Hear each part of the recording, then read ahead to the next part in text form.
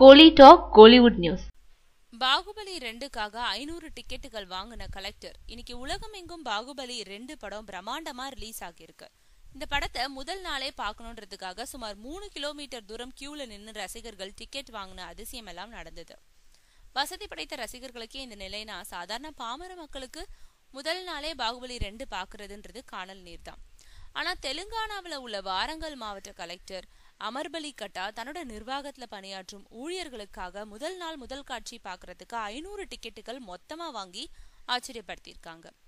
வாரங்கல் மாவட்டம் எப்பவுமே சுத்தமும் சுகாதாரமுமா இருக்கணும்னு நினைக்கிறவங்க கலெக்டர் அமர்பலி. அதனால அதுக்கு உறுதுணையா தனக்கு தோள் கொடுத்து நிற்கும் துப்புரவு பணியாளர்கள் மற்றும் நிர்வாக ஊழியர்கள் சந்தோஷப்படுத்த நினைச்ச அமர்பலி அதுக்கு ஒரு வாய்ப்பா இந்த பாகுபலி 2 சிறப்பு காட்சியை பயன்படுத்திக்கிட்டு இருக்காங்கன்னு பொதுமக்கள் பேசிக்கிறாங்களாம்.